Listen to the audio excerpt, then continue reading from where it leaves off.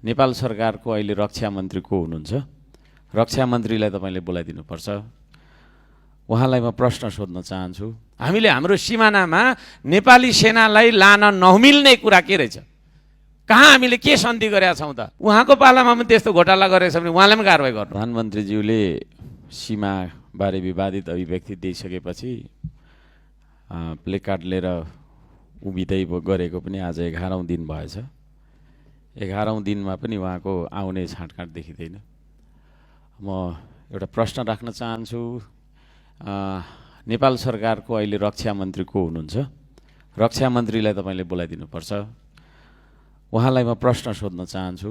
यो सुस्ता भन्ने ठाउँमा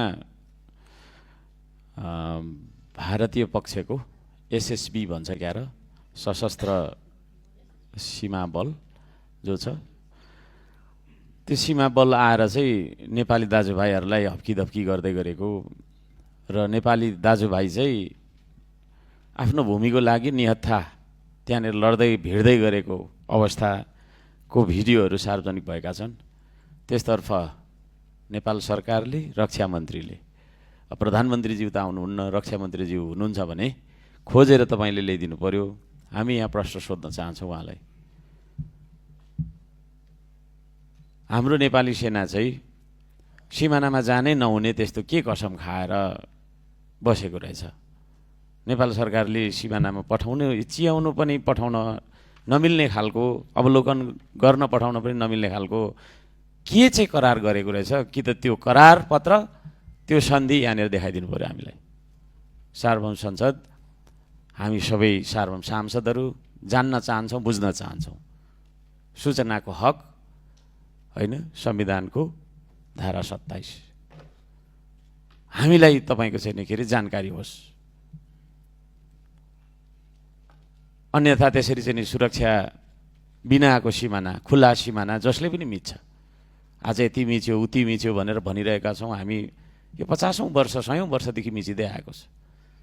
त त्यो सिमानामा हामीले सुरक्षा फौज किन पठाउँदैनौँ? गृहमन्त्रीज्यू यहीँ हुनुहुन्छ, उहाँले पनि विशेष समय लिएर उत्तर दिए हुन्थ्यो है। कसरी चाहिँ हाम्रो देश चलिरहेको छ? हामी यहाँनिर बजेटका कुरा गरिरहेका छौँ, BYD का कुराहरू गरिरहेका छौँ, संसदीय छानबिन समितिका कुराहरू गरिरहेका छौँ। यो भनेको हाम्रो भित्रको कुरा, आन्तरिक कुरा हो, महत्त्वपूर्ण छन्, तर दोस्रो प्राथमिकतामा पर्छ त्यो। पहिलो प्राथमिकता भनेको हाम्रो सिमाना नै हो। त्यो सिमानामा हामीले चाहिँ किन ध्यान दिएनौँ? हाम्रो भूगोल बिनाको, माटो बिनाको देश हुन्छ र? सम्भव छ र? यो प्रश्न गर्न चाहन्छु म आज सभामुख महोदय मार्फत नेपाल सरकारलाई। 3 करोड नेपालीले चाहिँ जान्न चाहेको छ, कारण के हो? हामीले हाम्रो सिमानामा नेपाली सेनालाई लान नमिल्ने कुरा के रहेछ? कहाँ हामीले के सन्धि गरेका छौँ त? हामीलाई जान्नु तपाईको चाहिँ के अरे पर्यो। अब हामी जान्न चाहन्छौँ। सभामुख महोदय, सिमाना जोगाउनु भन्दा ठुलो कुरो छैन अरू कुराहरू। त्यसो भएको कारणले यो सिमानाप्रति गम्भीर बन्नुपर्छ। रक्षा मन्त्रीज्यूलाई तपाईले रुलिङ गरेर यहाँ ल्याइदिनु पर्यो।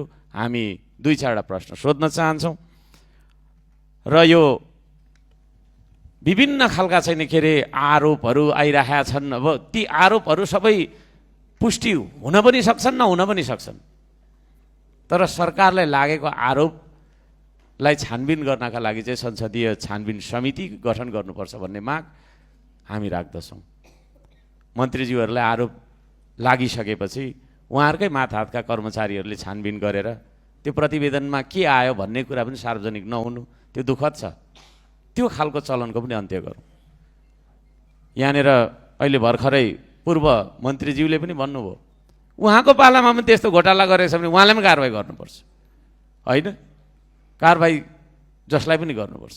यहाँ दरबार हत्याकाण्डको चाहिँ तपाईँको छानबिन हुन्छ भनेर गृहमन्त्रीज्यूले भनिसकेको बेलामा अब यो सर्वकालिक छानबिन कति सम्भव हुन्छ? विगतमा कति लामो समयदेखि हामीले के गर्दै आएका छौँ? कोहीले राष्ट्रघात गरे होला, कोहीले सीमा सन्धि मिच्या होला। ती सबै कुराको छानबिन गर्नुपर्छ र दोषी पाइएको हदसम्म यो त्यो नभनिकन, अनुहार नहेरी, नाम नसुनी कारबाहीको तपाईको चाहिँ के प्रक्रिया अगाडि बढाउनुपर्छ भन्ने माग राख्दछु। धन्यवाद।